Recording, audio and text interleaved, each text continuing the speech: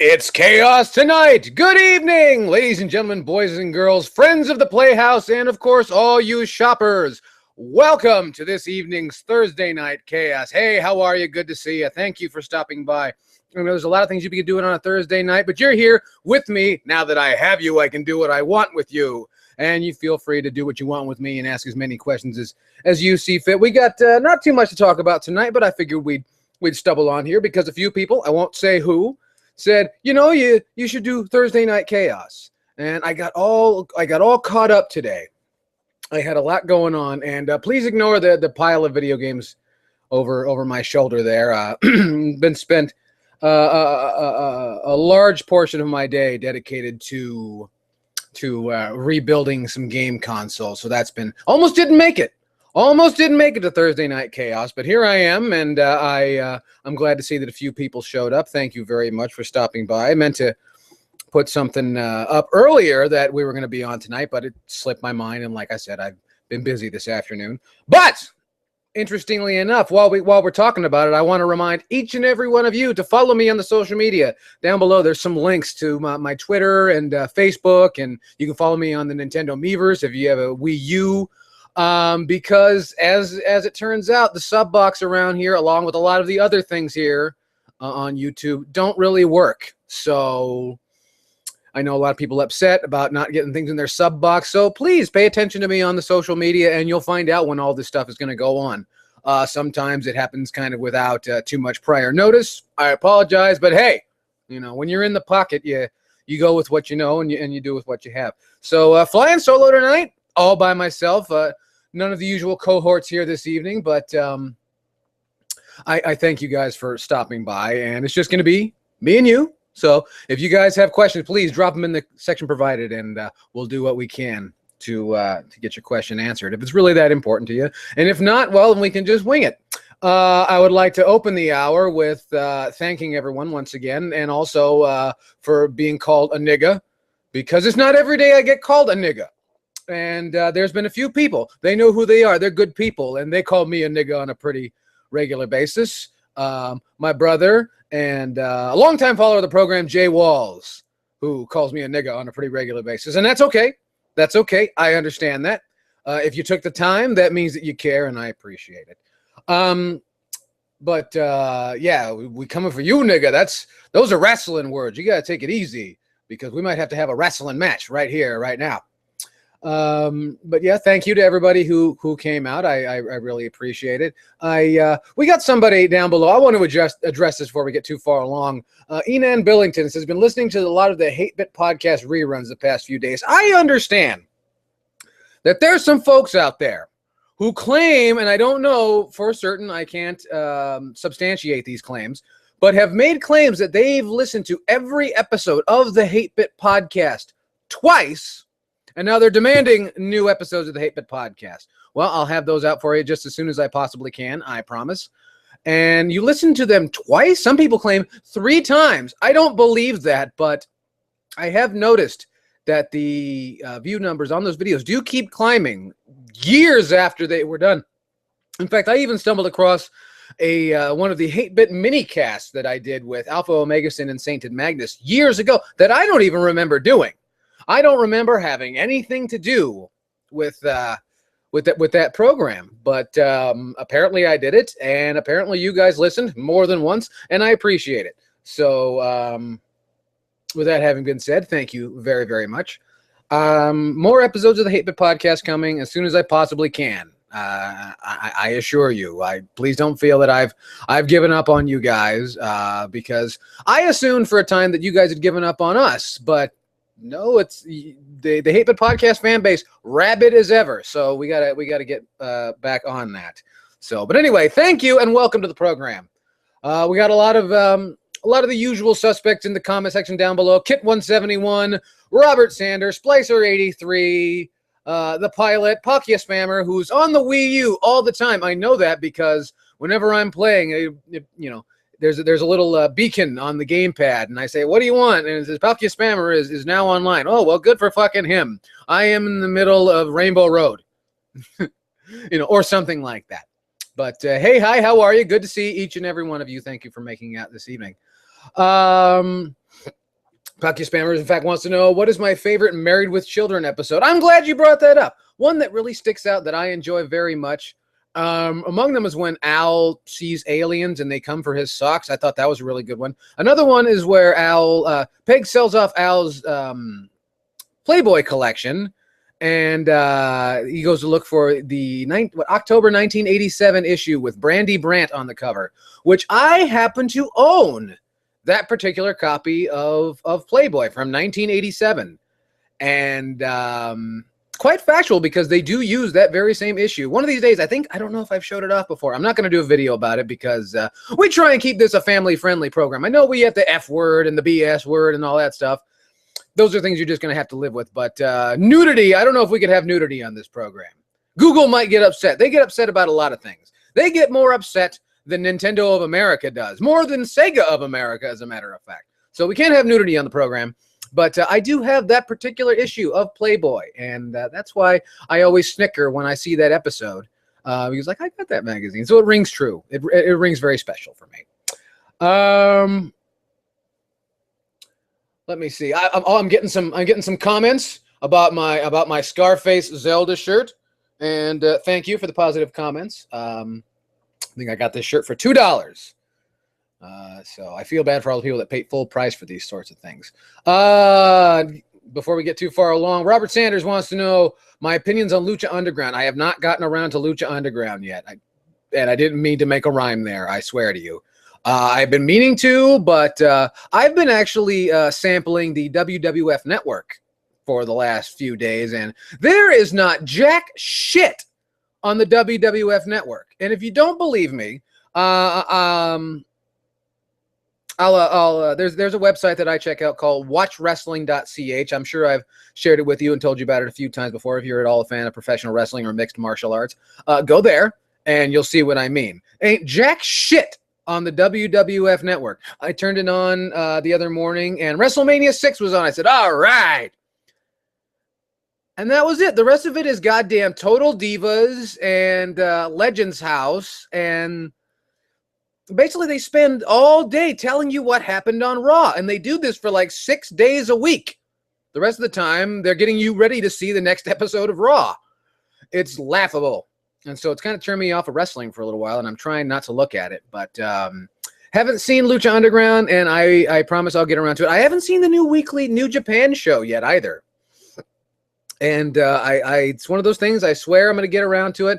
But I'm also busy watching AAA, was it Sin Límite?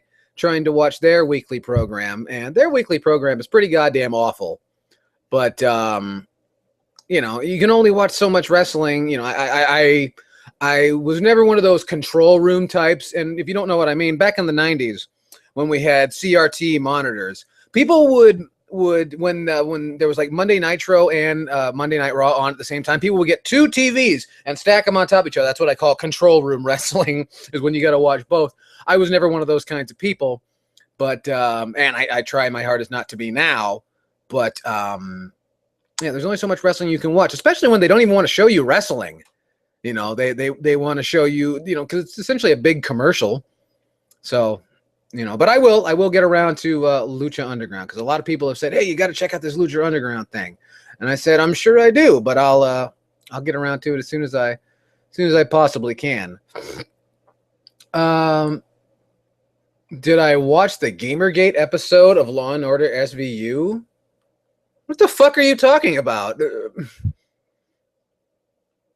No, I have not seen. I am a fan of the original Law and Order series. I'm not a fan of SVU, Special Victims Unit, because a lot of it deals with like sexual stuff and kids.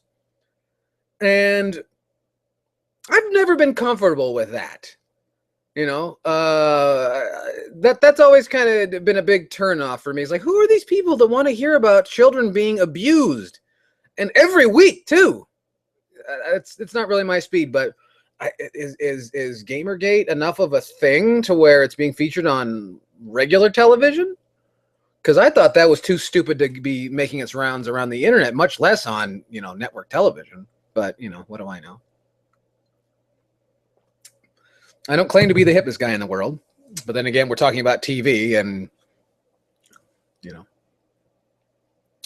Melvin Sky wants to know my thoughts on Metalgate. I'm not clear on what Metalgate is. I heard it. Somebody said something about it on something. And yeah, I'm of the mind that if you put metal as a thing outside of a rock and roll subgenre, then I can't take it seriously. Just like when people describe things, when they use metal as an adjective, that's very metal of you. I guess that means that you don't bathe or something. I don't know. No, I'm not familiar with the Metalgate thing. I heard it once, and I immediately turned it off. The same way I turn off all the fucking reviewers on metalarchives.com. There we go with the bad language already. Oh, well, you need it. It's good for you every once in a while. Kit 171 wants to know, what is the wildest or strangest thing that you remember that happened while you were at an arcade? That it was still in business. That was pretty wild. I'm just waiting for you guys to stop laughing because you know that shit's funny. Well, I used to work in an arcade, and I've been meaning to tell the story for a very long time. I used to work for Sega of America, actually. I used to work for their branch, what used to be called Sega City, and eventually became known as GameWorks Incorporated. And I worked for that company for quite a few years. And in fact, I have my my collection of game cards that I have. Let me see. Let me see if I got some street cred in here. Hold on a second. Hold on. Don't go away. Yeah, here's my street cred. Sega City. That's my street cred right there. I worked for them for a number of years, and I quit that job after a few years because I realized that they weren't going to pay me any more money, and I was driving really far, and it just, you know, wasn't really worth my time anymore because all the classic arcade games that we had kept getting shipped out. You know, when we started there, there was we had an Altered Beast machine and a Tetris machine, you know, a Russian Tetris machine and all that stuff, and as those started to go away, I wanted to work there less. It just became more of corporate bullshit for the sake of corporate bullshit, and I didn't want to do it anymore. But that wasn't what you asked, Mike.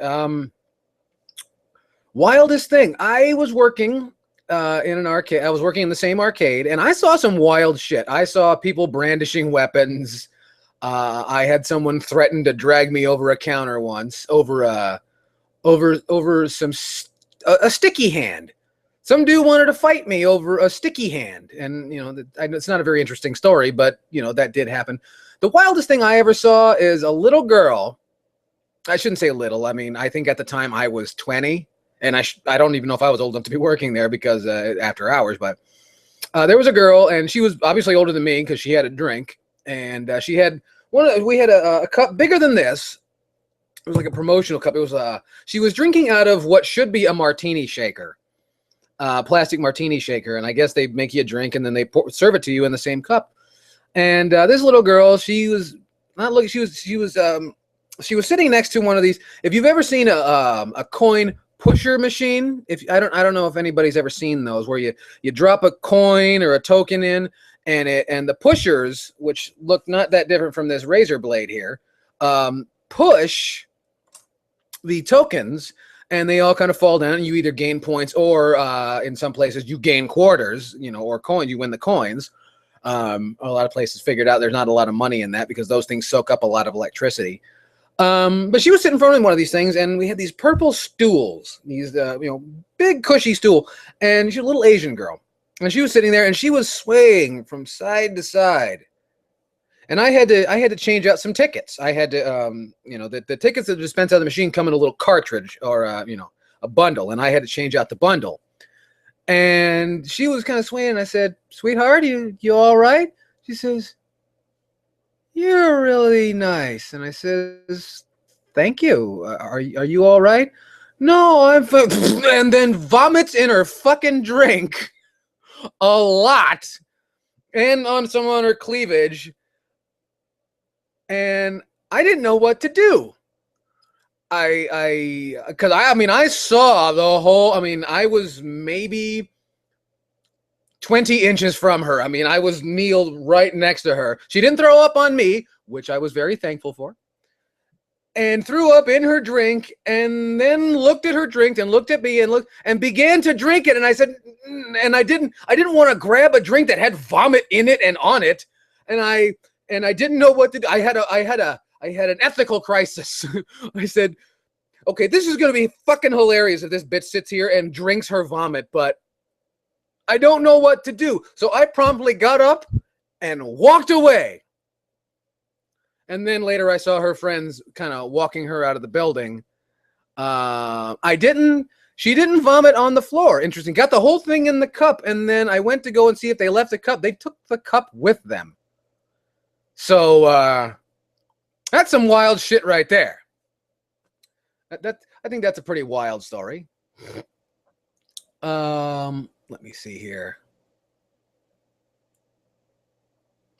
Enan Billington is talking about the Hate Bit podcast, and he says they get funnier every time. I don't believe you, but it's funny because a lot of stuff on the Hate Bit podcast, if you just supplant like different companies, it's kind of like, oh, well, they're all kind of fucks, aren't they? That's kind of funny.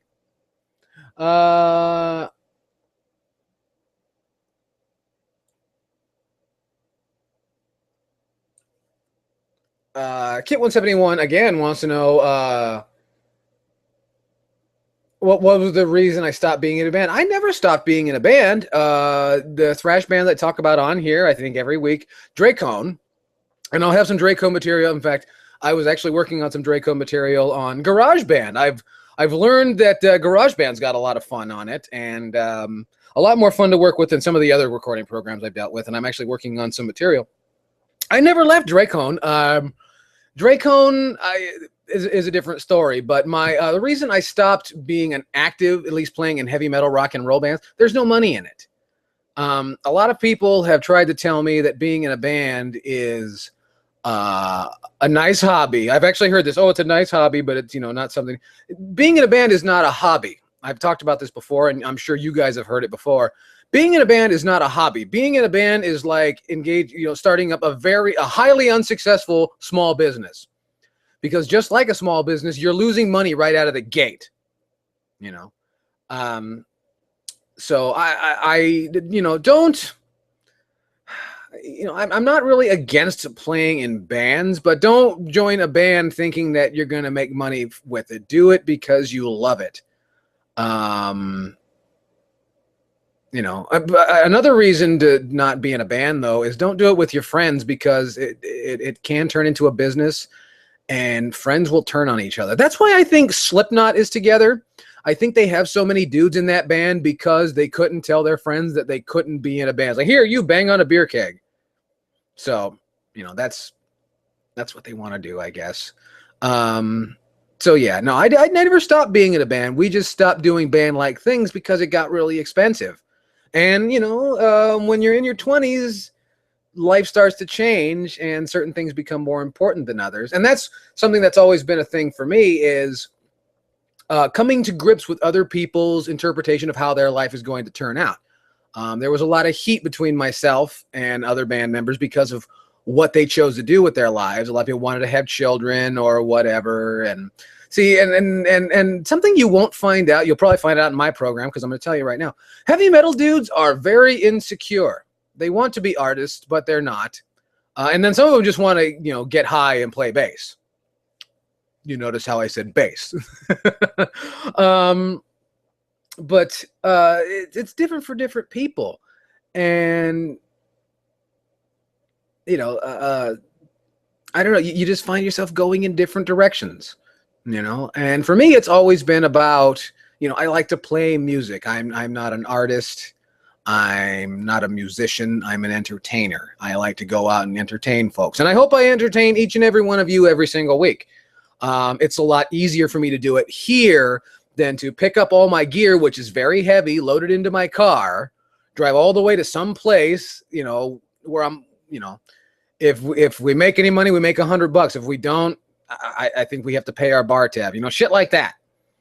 So I don't even know if I'm answering your question correctly, but, again, do it because you love it. Don't stop doing anything because I said so. But that's my reasoning. And I still do it. We still get together. We not as much as I'd like to, but that's changing now because you come full circle, as it turns out. A lot of people, when they're in their late 20s, think they're too old to play in a band, and then by the time they're in their early 30s, they miss playing in a band. So never write anything off as you're being done with it, because you never know, it could come around again. It does. Let me see here. Sigma Sean again, talk about the Hate Bit podcast. They watched the episodes with Silent Rob twice. Well, Silent Rob's a funny guy. I wish he were still around, but I think that life caught up to him, and I think he's a proud papa now too, and that takes a lot of time. I have you guys get to see me every single week because I don't have any kids. Mrs. Yellkaos and we don't have any children. We have a cat and a snake. So it's a little bit different, but I miss. Don't think that like this is my doing. Like I don't want him around. I miss the shit out of Silent Rob. I call him on the phone, every couple of months. He don't answer. He don't return calls. He's a busy guy. There are other people don't find YouTube to be important after a little while, and I understand that. It's different for different people, and then some people kind of fall out of practice, and they're afraid to get their feet wet and come back and do this thing. And that's why I implore each and every one of you that if you think you can do what I do it. Without people like you, without the dedicated, this is where we are now. A lot of people think that you have to, be, what's the word? How can I'm trying to explain this. Well, anyway. This is all a grassroots movement, and if you feel that you've got something to offer, then don't hold it back. This is like Las Vegas. If you got a good idea, you got to shout it out. And I know I say quite a bit because I'm hoping you guys understand. So if you feel you've got something to say, get out there, say it. Because there's a whole bunch of people who have nothing to say and just want attention that get in front of this kind of camera all the time. And if you want to watch those people, that's up to you. Let me see here.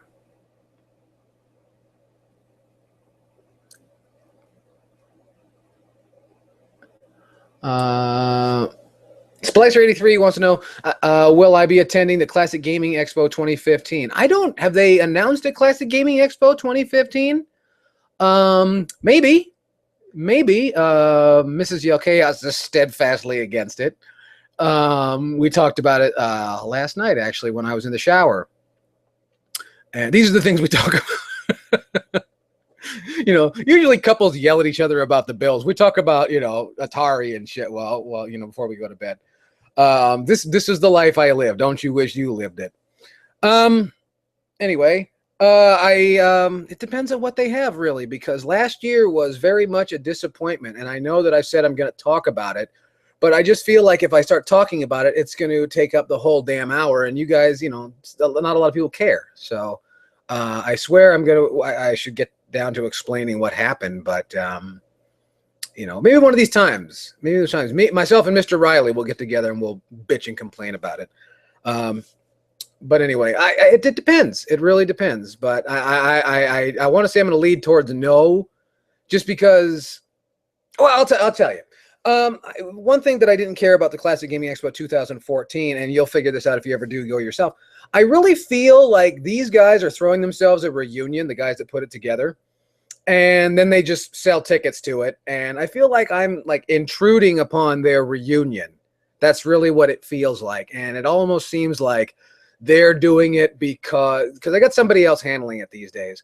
It just really feels like it's being done because gaming conventions are a popular thing right now. And that's not a reason to do anything, So I would like to go, but it's going to take a lot to get me into that fucking desert again, especially in September. If they were to move it to, November or March, then I could get behind that. And you're probably wondering why not any of the other months. It's like, it's brutally cold in Las Vegas, December through, early March. It's brutally cold. You might not think so, but it is. So, just the weather is a big pain in the ass. It's too warm. They keep picking these shithole hotels. The Riviera, the Plaza is, well, the Plaza is kind of a shithole too. If you followed any of the coverage from, I think the Game Chaser did some coverage, and 8-Bit Eric and Nest Complex. Quite a few people did some coverage, and you'll find that the Plaza was kind of a shithole. They keep doing these shithole hotels, and it seems like they bring less and less each time. And like the local retailers don't even want to cooperate anymore, which might speak to a larger problem. I don't want to speculate because I don't know. So there's that. But, we'll see what they got. It's really going to depend on what they can bring to the table. Because if there's going to be a bunch of old people talking about their time writing for GamePro magazine, I'm sorry, that's not terribly interesting to me. And, that's just what that is. And the sales floor last year was tremendously underwhelming. And the arcade, which was really strong. What's funny is they had, seems like the same amount of stuff in a much larger building. And it didn't help, and again, the Riviera is gross. I wish I could have had a camera rolling. I should have had a camera rolling and show you how gross these things are, but I really didn't want you guys to have to look at that. But the Riviera is gross. Let me see here. Podcast Spamer wants to know my favorite Tuhu song. I don't know what Tuhu is, so please fill me in. And I heard that Alberto Del Rio and John Morrison is in Lucha Underground. I heard about that.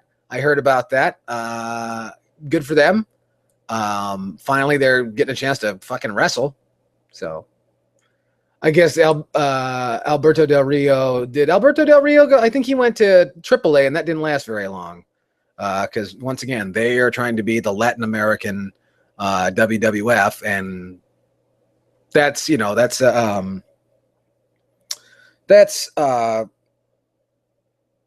not a good thing. I'm surprised that they haven't seen by the dwindling WWF numbers that's really not a boat you should be, setting foot aboard. Kit 171 wants to know about, do I listen to any of the podcasts done by Steve Austin or Chris Jericho? No, I've heard a bit of Chris Jericho's podcast, and he comes off as just a bitter man that kind of got jerked around in the wrestling business, which he did. Not taking that away from him. I think that he was just not used properly. I know he was the first unified WWF champion and everything, but he was just not used properly. He could have done so much more, but they wanted him to fit into the main event picture. And they only have one idea for the main event picture, which is, and then this for a half an hour after the match. And, that's not his speed. And Stone Cold Steve Austin, I don't take Stone Cold Steve Austin very seriously anymore since I saw Vince McMahon on his program. And now I've been made aware of this Stone Cold Steve Austin's Broken Skull Challenge. This is the dumbest shit I have ever seen in my entire life. And my stepdad watches it. And I thought that fucking Pawn Stars was stupid. This is even worse. You got a bunch of greasy dudes who look like what the fucking Wyatt family should look like.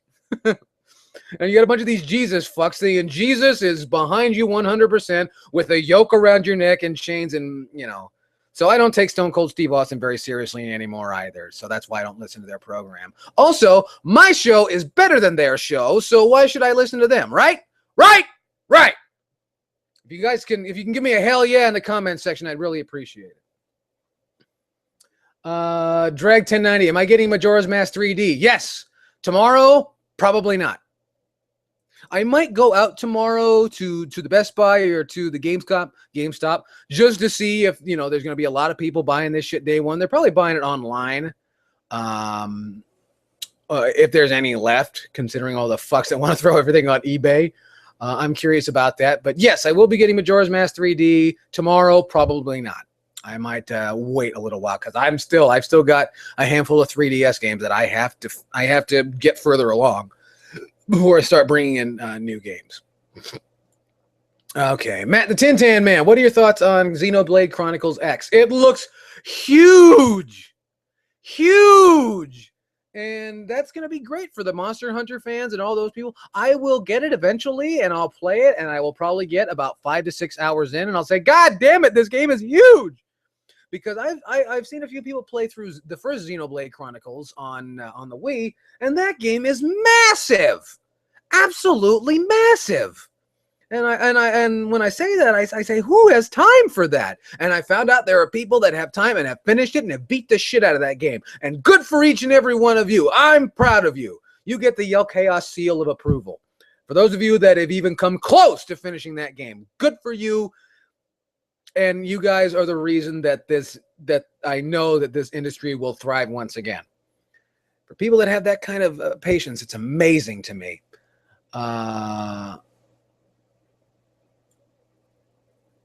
Review Tech USA has a long thing with Mundane Matt about the crappy episode. Who had a crappy episode, Review Tech or Mundane Matt? I've heard both of them, and well, I won't besmirch them here, but I was not impressed. I was not impressed. They both seem like nice guys, but I'm not impressed with their body of work. Melphis Sky wants to know, are you going to listen to the Vince Russo China interview? Those are two voices that I cannot stand to hear. I would rather light a Q-tip on fire and then clean my ears than have to listen to either of them. Because they both know so much and nothing at the exact same time. Which is not to say that's not impressive. But it's just, it seems like they're two people that know far more about the politics of wrestling than actual wrestling, and for me, that's not healthy. That's not healthy. You'll find a lot of educators in this country the same way. They know more about the politics of education than actually educating people, which is something that needs to be done away with, or at least made. It needs more pomp and more zazz. Let me see here. Sorry if I'm behind on your. If I'm behind on the questions here.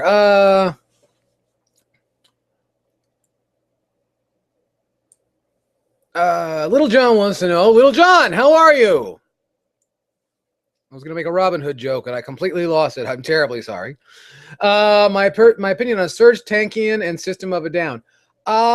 They've got a handful of decent songs. The real problem with that band, I found, is that the handful of decent songs, they have what I call throwdown or hate breed disease, in that if you're familiar with a band called Hate Breed, there was a guy named Jamie Jossa who used to host Headbangers Ball on MTV for a brief period. He has his band Hate Breed. I'm sure you've heard of him. And they have a serious problem in that they have two songs. They have I Will Be Heard and Everything Else. And most of those songs sound like I Will Be Heard. I find that System of a Down has a few quirky different song types, and then they just kind of lather, rinse, repeat on every record. And Serge Tankian got involved with Buckethead once and made Buckethead really boring. It's more or less seems like Buckethead was trying to follow Serge's lead on his own record, and I couldn't figure that out.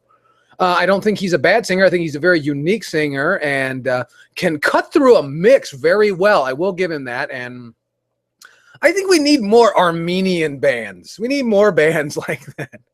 We really do. No, he's got a very niche vocal style. I like that Prison song and a couple of other things, and he makes some good points. I'd say that I don't care for his politics, but he kind of reminds me of Tom Morello in that he claims to have politics, but they never really come out. So, I don't think he's a bad guy. People have said, don't you hate him? It's like, well, I've never met him. So, but yeah, no, he's got his own thing and good for him. Let me see here.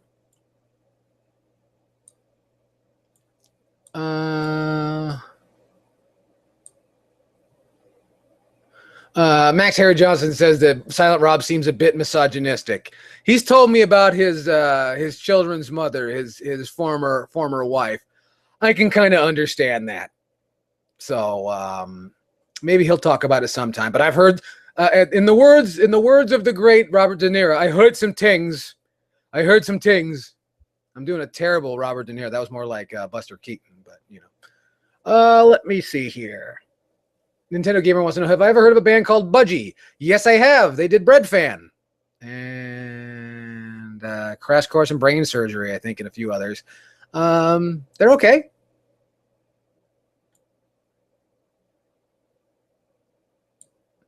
Let me see here. Palkia Spammer wants to know if he's the only one that misses Supermarket Sweep. Just watch that episode of Married with Children, you know, where they do the thing with a millionth shopper in the grocery store thing. It's like season 5, I think. Check that one out. That one's a lot of fun.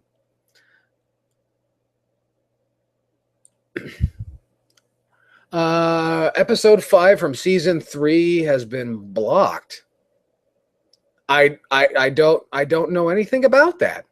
I'll look into that. Let me write that down real quick. Hold on.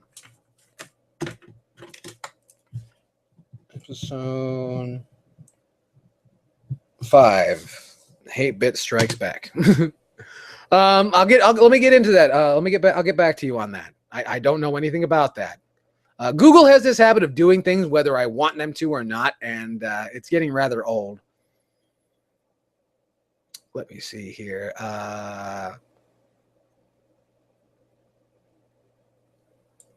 Ian Billington wants to know, have I gotten around to playing the Codename Steam demo? No, I downloaded it, and then I've been kind of busy with other things. I've been doing a lot of system rebuilding, so I haven't had as much chance to diversify in games. It's just been kind of Mario Kart, Smash Brothers, and then Smash Brothers and classic Ultimate NES Remix on the 3DS. I haven't gotten around to that. I will do that. I will do that actually after the show. I'm gonna play the Codename Steam demo. I'm very curious about it. I love everything that Intelligent Systems does. They're my guys. They're the Fire Emblem guys. They're the WarioWare guys. They're my guys. They did Advance Wars. Like I said, they're my guys. And if they went through the trouble of making a game, the least I can do is check it out. Because they've never, ever led me astray.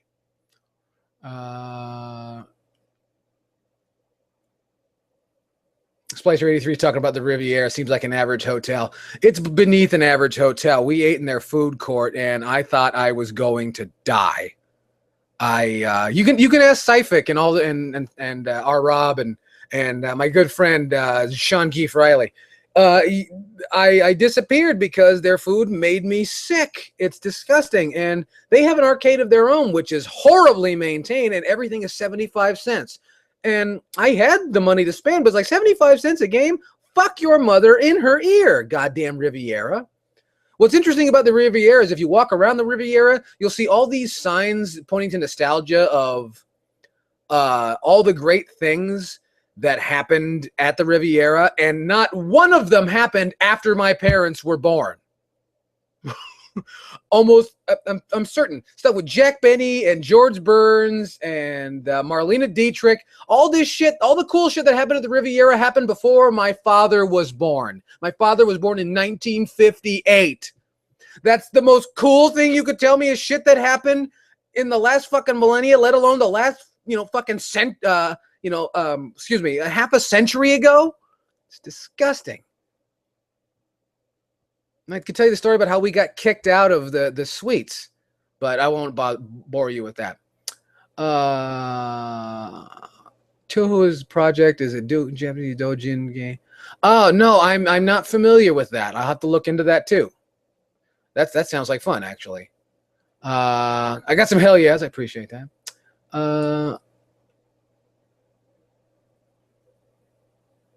Do I think it would be cool or even work these days if they did another show similar to American Gladiators? No, I always believed that American Gladiators was a work and just wasn't all that interesting. It was essentially professional wrestling meets a game show. No, I didn't think it was that great the first time. It had a good song, and there was that thing on Family Matters. But no, I don't think so. So let me see here. Splicer83 says he's getting towards the end of Xenoblade Chronicles. Well, you do that, and when you finish, you let me know. We'll have a celebration. Oh, okay. Finally, we got clarification. Monday, Matt and Review Tech USA talked about the Gamergate. I don't pay attention to that stuff. I really don't. So. Dinobot Maximize says, am I looking forward to the Sting and Triple H show? I was just talking about this with Mrs. Yellkaos before we went to bed last night. I don't think she cared, but I had to get it off my chest. Like, this is what's going to sell WrestleMania? 56-year-old Sting and 47-year-old Triple H? Are you kidding? It's going to be an abortion. It's I don't get it. No, I'm not looking for it. I will watch WrestleMania if someone invites me over. I'm not paying I won't even pay $9.99 for that shit. No, I'm not looking forward to that at all. Kind of hurt my feelings. I'm terribly sorry. Let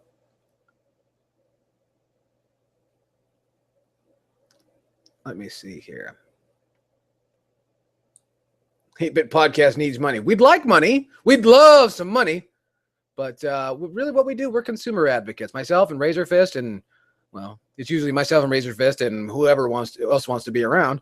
And Alpha Omega Sin when he's not busy, you know, because he's a papa these days.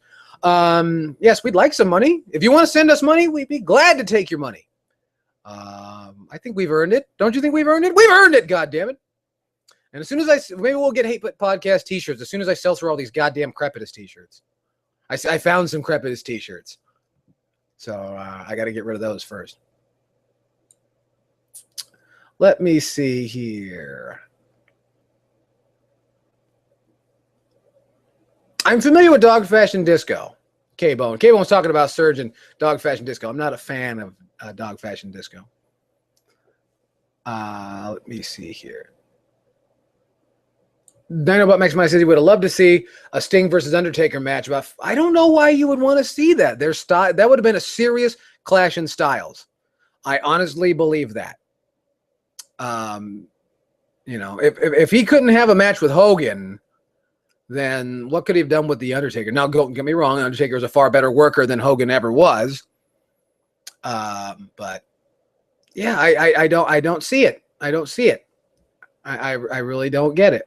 I've never understood. I mean, like, I like Sting, but the internet having this nostalgia for a guy they've never really even seen wrestle, I don't get that. You know, and you know, you can see the reruns of Nitro, but you know, really, I wouldn't consider that the best of his work. Let me see here. Kit 171 says, "Who's the better Star Trek captain, Picard or Kirk?" I'm not an expert in this, so don't take my words as dogma, but Picard. Patrick Stewart's also a better actor than William Shatner. William Shatner got better, though. Whereas Patrick Stewart got so good that you can't tell if he's ribbing you or not. And that's the mark of a great actor.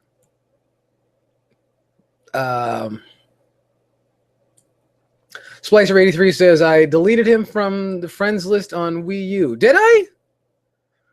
I don't recall. I don't know that I've ever deleted anybody on my friends list.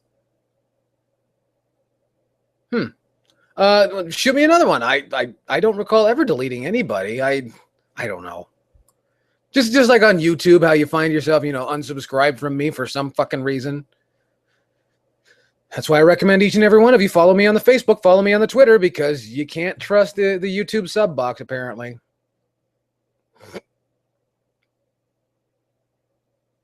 Dinobot Maximize says he wants a Wii U, but it comes with the system and the pad, no other controllers. Well, the pad is a controller, and yes, you are correct. Everything else is separate. I had to buy the Wii Motion controllers and all that stuff separately. Will Razor Fist and Alpha ever be on my show? Well, the 8-Bit Podcast is kind of my show. What do you mean? Do you mean this show? Maybe. Is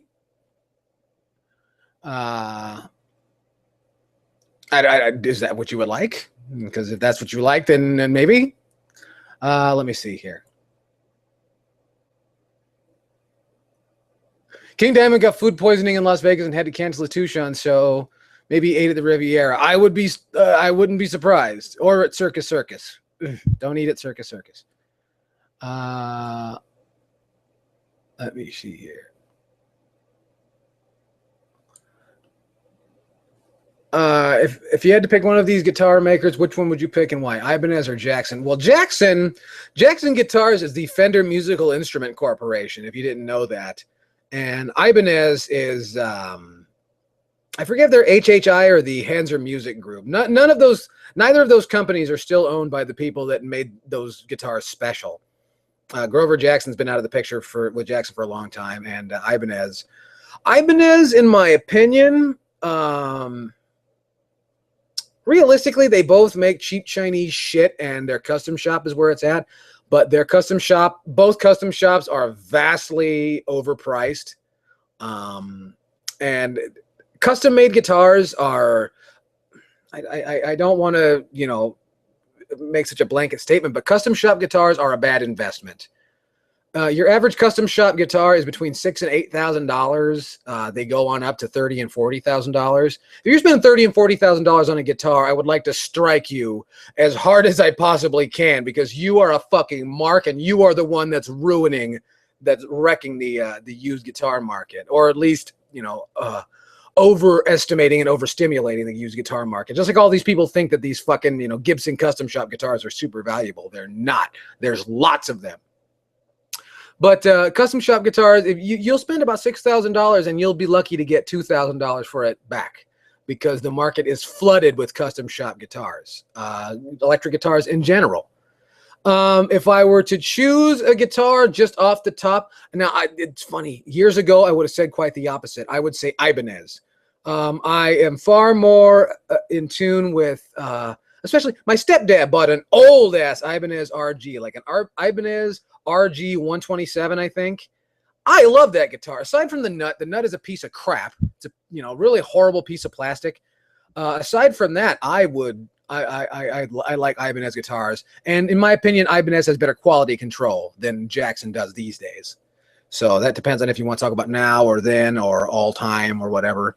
But nowadays, if I were given the choice, I'd probably pick an Ibanez guitar over a Jackson guitar.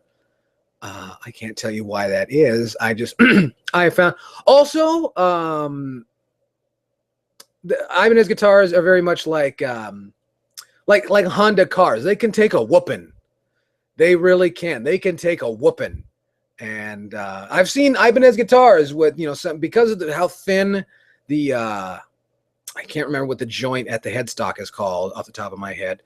But I've seen people snap that headstock off. Guitar held tuned because of the locking nut because of the Floyd Rose, the Ibanez Low Pro. So they hang in tune pretty well. So yeah, if I were to pick just one, and I hate to say it's the brand thing because they're both kind of piece of shit brands, but usually I would lean towards an Ibanez. I don't know why that is. I've just really in the last few years come to lean towards those over Jackson guitars, because Jackson guitars are essentially super Squires, and they're not all that super. Let me see here. The end of an era match with Taker never happened. Well, an end of an era. Pfft, there's been one fucking era since like 1997 with these people. Give us your money. And some people keep giving them money. I haven't figured that part out either. How people hate the WWF, but keep showing up to boo. They pay hard-earned dollars to boo. It's like, you could have just taken your family out to eat and done something else, because that shit is not cheap. Anyway,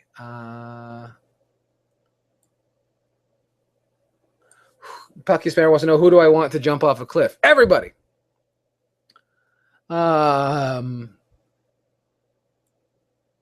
There was somebody I wanted to jump off a cliff. I can't remember who. Oh well. If I remember, I'll tell you before the program's over, because we're getting towards the end of the hour, and this has been all questions. Great questions. Thank you, each and every one of you. Let me see here. Why is Mountain Dew gray now? I don't know that it's gray, but if it's gray, probably because, just like before, it's fucking poison. You should not consume anything that resembles antifreeze. Just another solid piece of advice from right here, the Yellkaos program. Let me see here. Lone Wolf Warrior 93 says, favorite places to eat. My favorite places to eat? Well, I like to eat at my desk. And so, no, that's not what you meant. I don't like to go to restaurants. The one restaurant that Mrs. Yellkaos and I like to go to is, you might not have these where you live, but a place here called Soup Plantation. I like Soup Plantation because it's kind of a buffet style restaurant with soups and salads and pastas and all that sort of thing. And I got these headphones here that I actually use as a monitor sometimes, and I can hear sounds. So Mrs. Yellkaos and I can sit face to face and have a talk, and I can have my music, and you can get up and get whatever food you want to have, and that sort of thing. I enjoy that. I don't like going out to restaurants. I'm not a big fan of people, being I don't like it. I don't understand why I should pay premium for some fucking kid who could fuck up a cup of coffee to fuck up my meal. Sorry for all the foul language there. It's not my speed. Somebody asked me about fast food. I don't condone or recommend fast food. The one that every once in a while I have a bean and cheese burrito at a place we have here in California. You might not have them where you are, called Del Taco. And I have a bean and cheese burrito from there every so often. And but fast food, if I have to eat fast food, wherever I can get French fries. I love French fries. I really do. They're best when they're fresh. True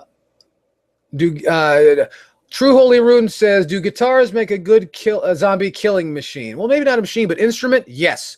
If you've seen my guitar collection, which I've showed off on YouTube a few times, a lot of my guitars are pretty pointy. So if I were ever attacked by zombies, I might be okay. Like, because I've got a BC Rich Beast, kind of like this.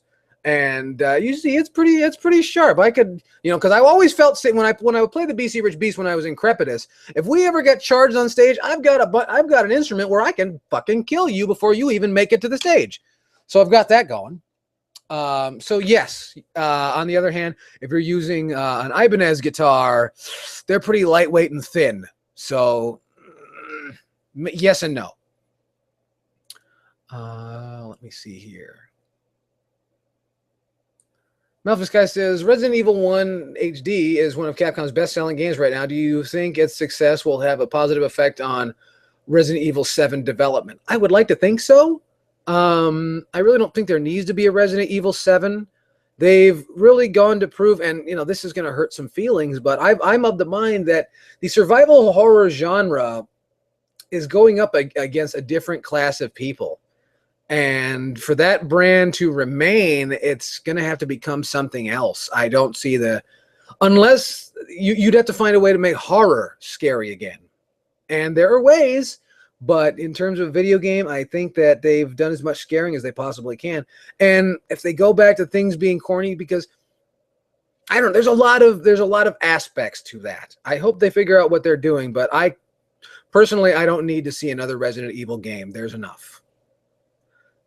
That's really my feeling. Just like when people talk about, the new F-Zero. It's like, I don't think there needs to be a new F-Zero game. Go back and play those games. They're on the virtual console. What really more could be done with that model? If they'd find a way, cool. But producing them for the sake of producing them, similar to how they produced the Twilight movies and the Harry Potter movies, seems like just for the sake of producing them because they're money makers. If they're not a money maker anymore, then I don't see why. If you're not doing something that's significant, and if you're not doing something that's drawing money, then I don't see the point in doing it. If you do it because you like it, sure, but you're tampering, you're fiddling with people's livelihoods, and it's just, I don't see Capcom being in a position to do things like that. But if they do, they do. If they don't, they don't. I don't care. I've seen enough Resident Evil games to where I am content. And I still like the tank controls on the old PlayStation. Don't like the load times, but, still like that. Schnozzy Schnozborn wants to know my thoughts on the Alan Parsons project. I love the Alan Parsons project. Especially his Moon Death laser. I thought that was very important. Midnight Defender says he has an Ibanez Destroyer. Good for you. I don't have an Ibanez Destroyer. I've always wanted to, so I could pretend I was Phil Collin from Def Leppard. They're actually kind of uncomfortable, in my opinion. They're not as rounded on the edges as the Gibson Explorer. Oh, you got one of the new Ibanez destroyers. You know, I'm happy you like it. I really am. I like the older Ibanez destroyers myself. The new ones, I played one of the new ones, and I didn't like it. I don't know why. I feel like I think it was a shorter scale length than the old ones. I think the old ones were a 25.5-inch scale length. Something about it I didn't like. Maybe I'll have to try another one. It seems like every time Ibanez tries to do the weird, wild-ass style, or the wild-ass shapes, they fall short of the mark. And I don't know why that is. Like they did that, the Xiphos, which I was completely unimpressed with. Ryan Colgan from Crepitus used one, and I was completely unimpressed with that instrument.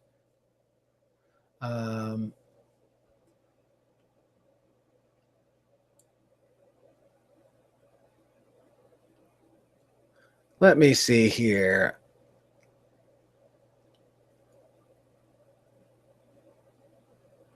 Let me see. Max Johnson said that restaurants' foods have too much salt for it. Well, it depends on the restaurant. Here in California, we have a certain amount of vegan restaurants and things like that, and they try not to do that. I don't know if they're successful, but they try. I'm just, not a fan. Let me see here. We're getting towards the end of the hour. And Lone Wolf Warrior says the closest soup plantation to him is in Arcadia. Arcadia, I know where that is. It's I used to go see. I used to hang out with Steve Gaines from Abattoir, and he lives in Arcadia. So that's what I know about Arcadia. Let me see here.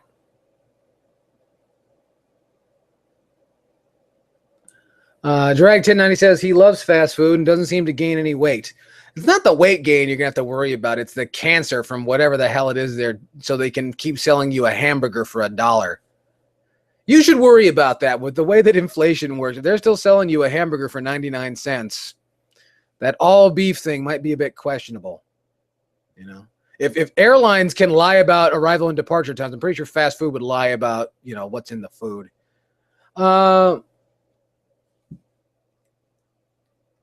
Let me see here.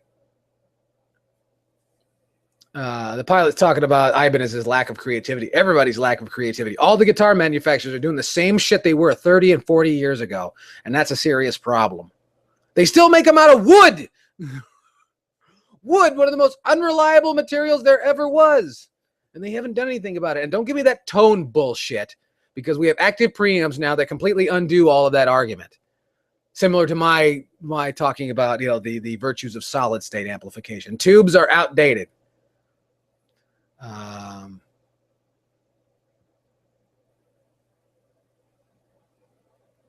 Let me see here. Midnight Defender says BC beats tend to break easily. In what regard? I've had one for many years and it's never failed me. You'll notice that most guitars that people say suck just turns out they're set up poorly. The setup is everything. Well, actually, the player is everything, but the setup is very important. You can take a very expensive guitar, and if you don't know how to make it play properly, you got a tech that doesn't know what they're doing, then you're going to turn a piece of art into a piece of shit. Just like an automobile. Just like an automobile. My brother-in-law drives a real hot shit BMW, and the owner before him treated the car like shit. And now that very, what should be a fine-tuned piece of machinery runs horribly. So it's all in the maintenance. And don't forget, every day that you have something, an instrument, it's getting older. And machines need to be maintained. If they're not maintained properly, you turn a piece of art into a piece of shit. It's not healthy.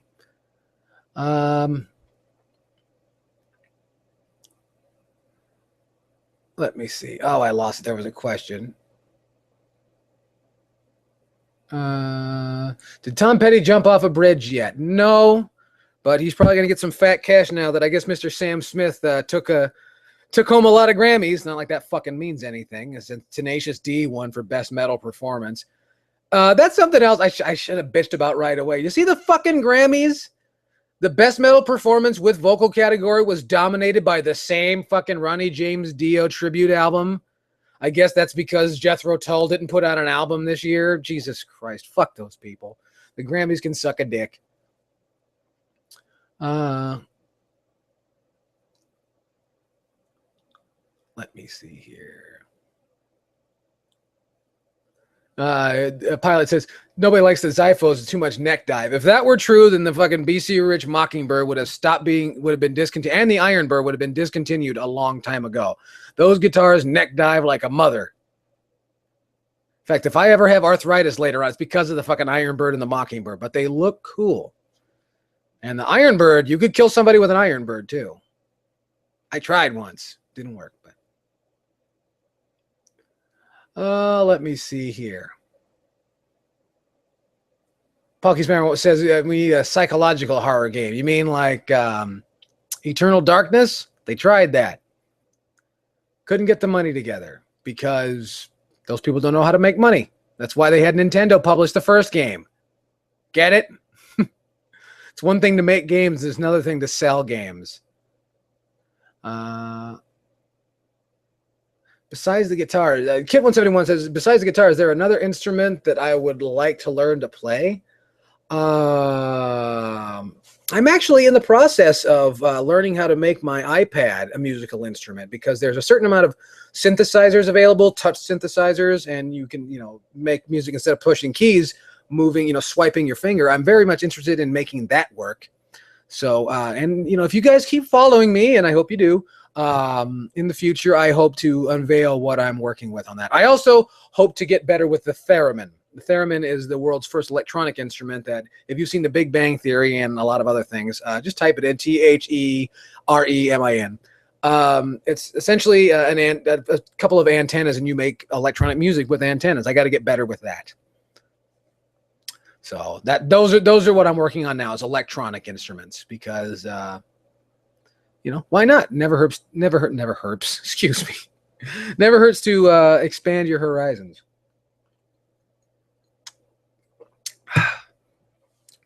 Let me see here. True Holy Rune says, what has got you excited about the new Zelda game?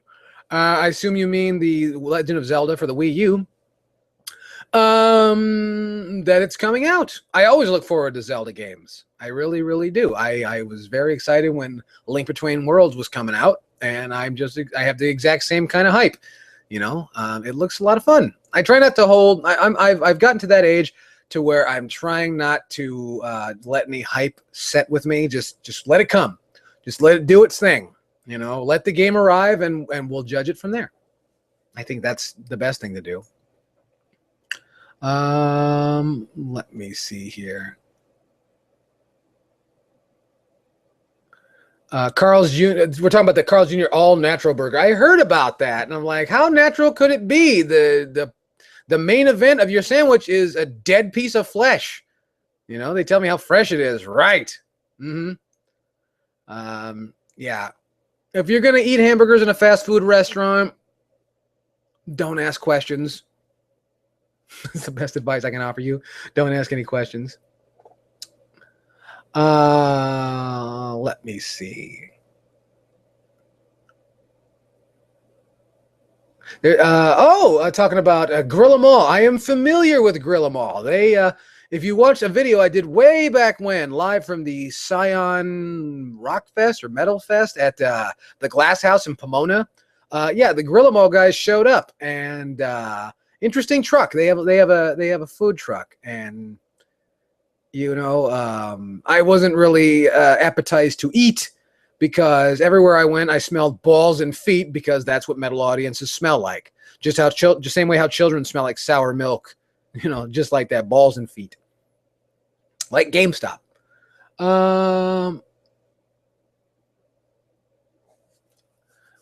Let me see here. Did I hear about Ubisoft withholding a game for the Wii U? Yeah, I heard about that.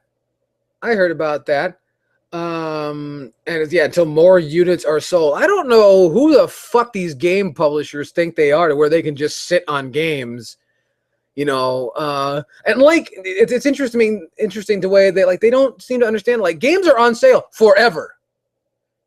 There is more to a sales period than the first 6 or 7 weeks. Those games are on sale forever. You know, so it's stop placating these people. Stop giving them what they want, because they're hopelessly addicted to day one sales, because they're not helping you. They don't care about you. They care about Wall Street and their stockholders. And those people don't give a shit whether you live, die, or sprout mushrooms in your crack. They don't care. That's a funny way to describe it, but you know, what are you gonna do? So anyway, yeah, that's how I feel about Ubisoft, and they can eat a big fat dick. And Yves Guillemot actually looks like a not so freshly shaven big fat dick. So, but anyway, I'm rambling on. I really thank you guys for stopping by. That's all the time we have. So I want to remind you to follow me. Click the links down below. Check me out on the Facebook, on the Twitter, on the MiiVerse, and all that good stuff. And I look forward to hearing from you. Thank you for joining me for one more hour, one more time around here on Thursday Night Chaos. I hope to see you guys next time. I want to remind you that you guys are great. And I'm Yellkaos, and I hope I can count on your vote for United States President in 2020. Thank you very much. You guys are great. And you take care of yourselves, and we'll see you next time. Bye-bye.